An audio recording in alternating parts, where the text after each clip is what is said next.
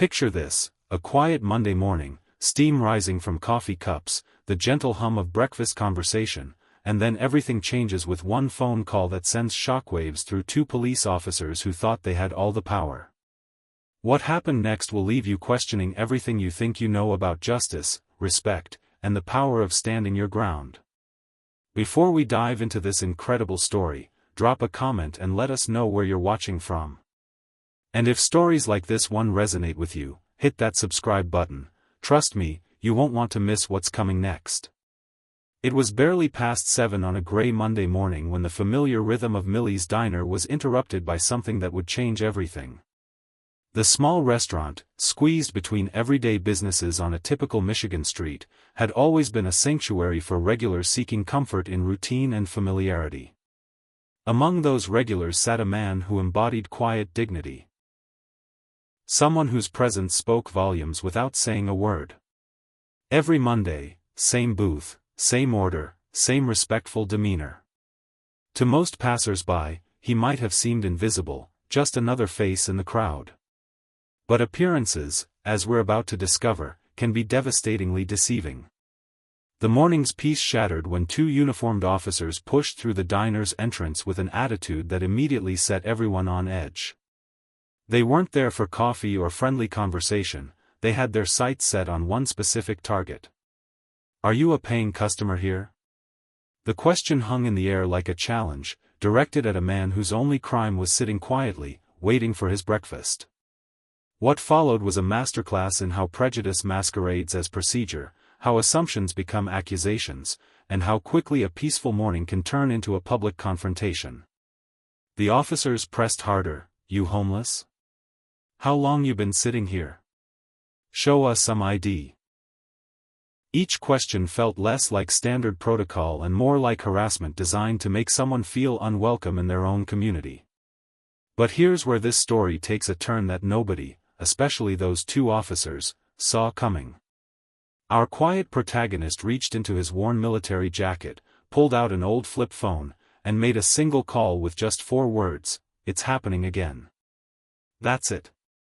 4 simple words that would completely flip the script. Within minutes, the diner's atmosphere shifted dramatically. Someone was coming, someone who would make those officers wish they had chosen a different profession, a different day, or at the very least, a different target for their misplaced authority. The diner door burst open again, but this time it wasn't another uniformed officer looking to flex his badge. It was a man in a navy overcoat whose mere presence commanded immediate attention and respect. "Officers Maddox and Crowley, do not move." The voice carried the weight of true authority, not the borrowed kind that comes with a uniform, but the earned kind that comes with real power and responsibility. Federal credentials appeared. The Department of Justice Civil Rights Division had arrived, and suddenly, those two officers found themselves on the receiving end of an investigation they never saw coming.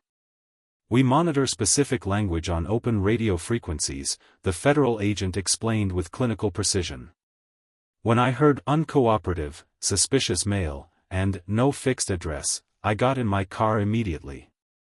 But perhaps the most powerful moment came when the entire diner, strangers who had been minding their own business just moments before, stood up as one.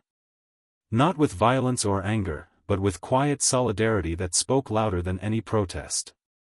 An older veteran rose from his booth. "He's not alone."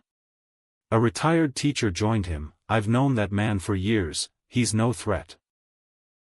One by one, customers transformed from bystanders into witnesses, from observers into advocates. This wasn't just about one man being harassed, it was about a community saying, "Enough," to prejudice disguised as procedure. As the story unfolded and spread across social media, the truth about our quiet protagonist emerged like pieces of a puzzle clicking into place. This wasn't just any veteran sitting in that diner booth.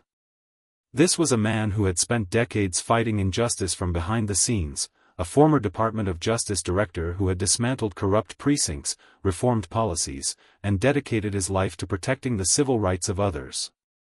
The irony was almost too perfect, 2 officers attempting to intimidate the very man who had once held their profession to the highest standards, who had made a career of ensuring that badges were used to protect, not persecute.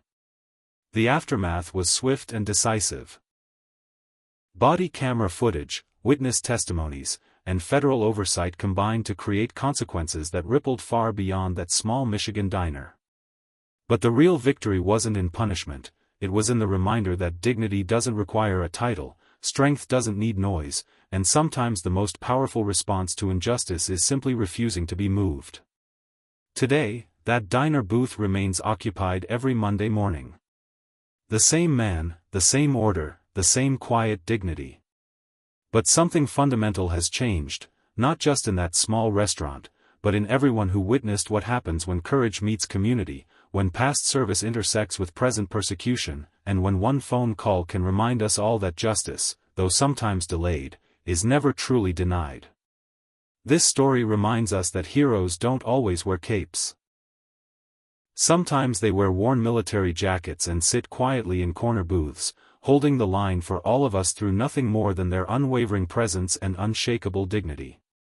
If this story moved you, make sure to subscribe to Story Fills for more incredible tales of justice, courage, and the power of standing up for what's right. Drop a comment below, we love hearing from our community around the world.